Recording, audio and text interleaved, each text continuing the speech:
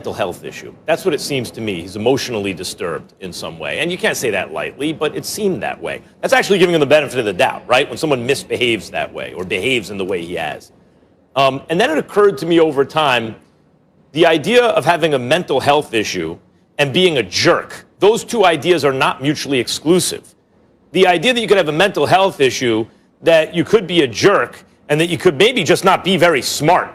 Also, those are not mutually exclusive. It's possible to be any one of those three without the other two, without one of the other two, but it's also possible to be all three. Mm-hmm. And the more I see Antonio Brown's behavior, the more I wonder if it's just all three. Stephen A. Well, here's the deal. I mean, to me, if the NFL were not aware of this, that's an indictment against Antonio Brown. And the reason that's an indictment against Antonio Brown is that eventually they would find out. So why would you try to keep it from them? It just provides that much more fodder for you to look at him with a raised eyebrow. You already know that at times it appears like he doesn't have all his faculties in order because of some of the senseless things that he does. We won't even get into the legal situations that he's created for himself. Remember him literally videotaping himself cursing out law enforcement officials in Florida.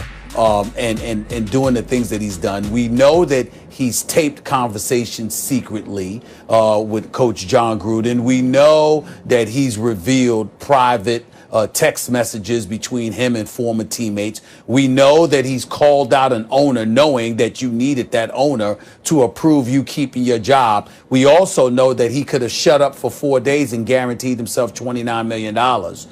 And he couldn't do that, which definitely lends itself towards you believing he's got a screw loose somewhere. The bottom line is this, though. Some of it is malicious, and it is one thing when you're hurting yourself. It's another thing when you're not hesitant at all to hurt other people. If this is one of those situations where, it was just self-inflicted wounds, that would be one thing. Mm-hmm. But if you're behaving erratically and it's having a detrimental effect on other people, and that was something that you kept from the NFL, knowing that this would ultimately rear its ugly head, I don't know how smart that was. I'm not going to indict him for it because he's in the league. He's back in the league now. We wish him nothing but the best. We hope that he can behave himself, act accordingly, and just be the great football player that he is. I just don't know what to make of it because we don't have all the details. I would tell you that if he's in the news for anything other than his play on the football field, it is almost never a good thing for him. It just never ends, though, Stephen A. Every time you think, because you hope to see the best in people, right? And we all love a story. I think it's well known at this point, the American culture, we like to build people up. You have an idol, we like to tear them down because after all, we're all just human and we like to see them rise up again. And so we keep waiting for Antonio Brown's behavior to suggest in some way that he's getting better, right? That he's getting healthier mentally and emotionally, that he's being less of a jerk, that he's behaving in a way that indicates that he's smartening up. And, always there seems to leak out in the news more stuff that says no, still no. The answer is no. Yeah, well, the Homeowners Association president said they decided not to press charges against Brown for all this, but still something that the receiver should have told the NFL before his reinstatement. So we'll see what happens if there is, in fact, any disciplinary action. All right, guys, more First Take on the way. We're sticking with the NFL. Drew Brees is out for Sunday against the Falcons. And the Steelers continue to roll. They are an undefeated 9-0 for the first time in franchise history. This week, they've got the Jags on deck. The team head coach Mike Tomlin says the Steelers do not. So much. Can you hear me? Lightly. Can you hear me?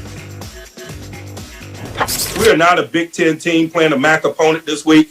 Every time we step into a stadium, we're playing professionals, players and coaches. And we got a ridiculous level of respect for that.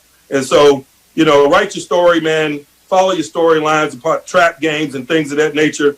We understand what we're going into in Jacksonville, that's a group that's trying to kick our butt, a professional group, a capable group, and we're preparing with that understanding. Yeah, this game right now.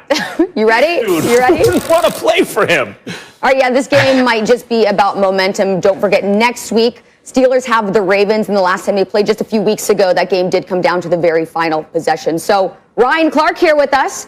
Max, I'm going to start with you here. Do you think the Steelers will go undefeated all season? Will go is the operative word. I did not think they would. I mean, they started out the season, Giants, Broncos, Texans, Eagles. So what? They're 4-0, right? At this point, I still can't say will, but they have a damn good chance to do it. Guys, this is what I'm looking at, okay? This is what I'm looking at. Since those first 4 games, which are easy games by NFL standards, right? They played the Browns, and that's a divisional opponent. And they've gotten much better, and the Browns were hot coming into that game. They beat the Browns 38-7. Their other divisional opponents, the Ravens, they had to go on the road to face Baltimore, beat them.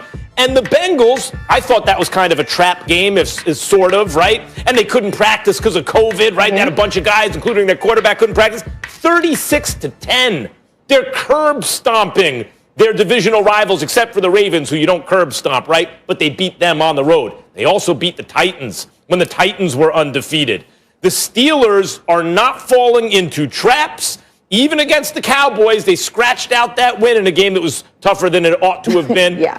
And they're beating the hell out of divisional rivals, and they're even beating Baltimore on the road and an undefeated team like the Titans. Now, look at their schedule. It does get tougher because they don't have gimmies like the first 4 games. They only have 2 of those. Jacksonville, and you heard Coach, they ain't falling into that trap, right? And Washington. Otherwise, they have Baltimore again. But this time they're at home. They already beat Baltimore on the road. The Bills, they're on the road against the Bills. That's a game they could lose. They have the Colts at home. That's a game they can lose. I expect them to beat up the Bengals and the Browns just like they already did.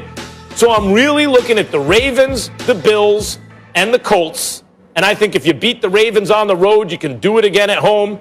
And I think the Bills are a team and the Colts are teams that probably they lose to one of those 2 teams at least. Maybe this is a 14-2 team. But there's a damn good chance they actually run the table.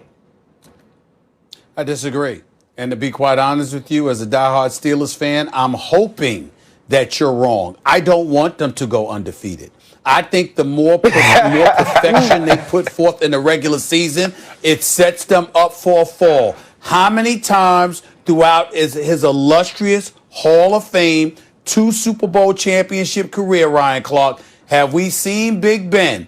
And there were expectations that were not met. Now, when the expectations are not necessarily there, he rises, he plays big. He's played big in big moments. I'm not trying to throw any shade on him in that regard. But I have found as a Steelers fan that when you absolutely positively expect them to do something and all the pressure is there, they don't rise to the occasion. I don't want this team to go undefeated. I expect them to lose about 2 games the rest of the way, and I hope that I'm right. They got a game against Buffalo. They got an upcoming game against Baltimore first. They got a game against Indy. They got a game on the road, last game of the season, against Cleveland. I think they will definitively lose one of those games, possibly 2. I'm just of the mindset I want to have at least 1 loss, Ryan. That way they can go into the postseason ready to go, as opposed to being undefeated, unblemished, 16-0, and then you go into the postseason.